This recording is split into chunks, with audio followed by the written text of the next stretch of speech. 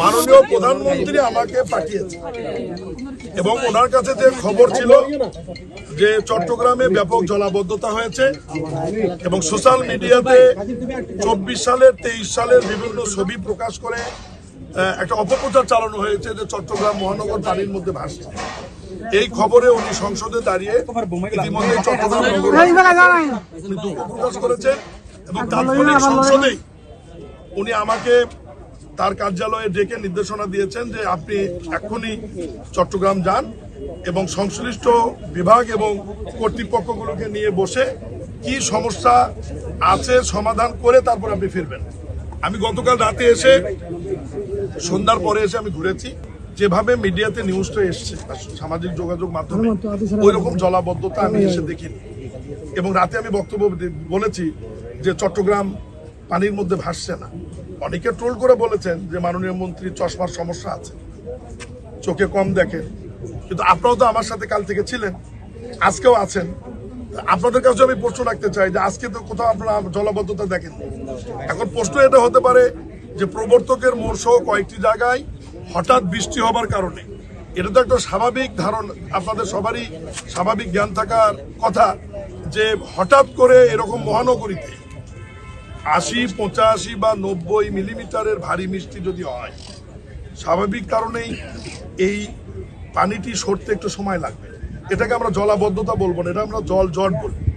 জলাবদ্ধতা কোনটা হবে? 3 দিন 4 দিন ধরে পানি নামছে না। আর যে 3টি পয়েন্টে সামান্য একটু পানি আটকিয়েছিল ওখানে আমাদের কাজ চলমান আছে। 36টি খালের মধ্যে এই 6টি খালের কাজ যে এলাকাগুলিতে চলমান আছে সেখানে এই জলাবদ্ধতা ছিল একদিন। এরপরেও সিটি কর্পোরেশন, আমাদের সেনাবাহিনীর ইঞ্জিনিয়ারিং ব্রিগেড, চট্টগ্রাম উন্নয়ন কর্তৃপক্ষ, পানি উন্নয়ন বোর্ড সবাই যৌথভাবে গিয়ে ওই চলমান কাজের জন্য কিছু রিটার্নিং ওয়াল দেওয়া ছিল। রিটার্নিং ওয়ালের কারণে পানি বাধাগ্রস্ত হয়েছিল, সেগুলো অপসারণ করে পানিটা তারা নিষ্কাশন করে দিয়েছে এবং স্থায়ীভাবে যাতে জলাবদ্ধতা না হয় এই জন্য ওনারা কাজ গতকাল রাত থেকে শুরু করেছে। দিনরাত কাজ চলতেছে। বর্ষাকালের আগে এই সমস্ত ড্রেনের উন্নয়নমূলক কাজ আপাতত আমরা বন্ধ রাখার সিদ্ধান্ত নিয়েছি এবং ব্যারিকেড এবং রিটার্নিং খালগুলো, ব্যারিকেড এবং রিটার্নিং ওয়ালগুলি আমরা উঠিয়ে নিব এবং বর্ষাকালের পরে আবার ডেভেলপমেন্টের কাজ হবে। এবং আমি মেয়র সাহেবকে মজা করে বলছিলাম যে কালকে আসার পরে আমি ওনাকে বলছিলাম যে কিছু পানির পাম্প, পানি নিষ্কাশনের পাম্প গাড়ির মধ্যে নেন, আমরা কোথাও যদি পানি পেয়ে নিজেরাই আমরা পানি নিষ্কাশন করে দেব। কিন্তু আমি কাল থেকে ভাই ঘুরছি আপনাদেরকে সাথে নিয়ে এবং পাম্প আমাদের গাড়িতে আছে, কিন্তু আমরা কোথাও কিন্তু পাম্প কিন্তু ইউজ করতে পারিনি। আমরা পাম্প কিন্তু ইউজ করতে পারিনি, এটাই বাস্তবতা। এই কথা নিয়ে অনেক কথা হবে, কিন্তু বাস্তবতা হচ্ছে 24 সালের যে চিত্র ছিল চট্টগ্রামের, 25 সালে সেটি 70-80% ধরেন সমস্যার সমাধান হয়েছে। এখন খালগুলির যে অবস্থা আমি ঘুরে দেখছি এবং কাজ যেটি চলমান আছে, এটা ডিসেম্বরে সমাপ্ত হবে এই বর্ষার পরে গিয়ে।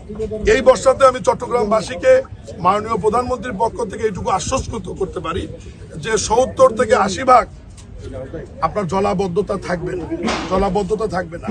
আর বাকি যে 15-20% থাকবে এটার জন্য আপনাদেরকে ডিসেম্বর পর্যন্ত একটু অপেক্ষা করতে হবে এবং আমাদেরকে সময় দিতে হবে, যেহেতু প্রকল্পের কাজটি চলমান আছে। এবং পানি উন্নয়ন বোর্ডের যে সুইচ গেট, যেটি আমাদের সেনাবাহিনীর আরেকটি ব্রিগেড যেটি দেখে, একই ব্রিগেডের আরেকটা অংশ দেখে ওনার, সেখানেও আমরা পরিষ্কার রেখেছি। বন্দর কর্তৃপক্ষ যে খালের মুখগুলি তাদের যে সবসময় ড্রেজিং করে পরিষ্কার করে কর্ণফুলী নদীতে, তারাও সেটা পরিষ্কার অব্যাহত রেখেছে। সব মিলিয়ে আমি মাননীয় প্রধানমন্ত্রীর পক্ষ থেকে এবং city corporation, engineer brigade, Chattogram উন্নয়ন কর্তৃপক্ষ, পানি উন্নয়ন বোর্ড এবং সংশ্লিষ্ট যারা আছে সবার পক্ষ থেকে অন্ততপক্ষে মহান আল্লাহর ইচ্ছায় আমি চট্টগ্রামবাসীকে এইটুকু আশ্বাস দিতে পারি যে আগামী বর্ষা মৌসুমে 24 সাল বা তার পূর্বের অবস্থায় আর ফিরে যেতে হবে না, জলাবদ্ধতা থাকবে না। তবে বেশি ভারী বৃষ্টি হলে জট হতে পারে, সেটার জন্য 2-3 ঘন্টা একটু সময় দিতে হবে সবাইকে। খবরের কাগজ, নিখাত, নির্ভীক, নিরপেক্ষ।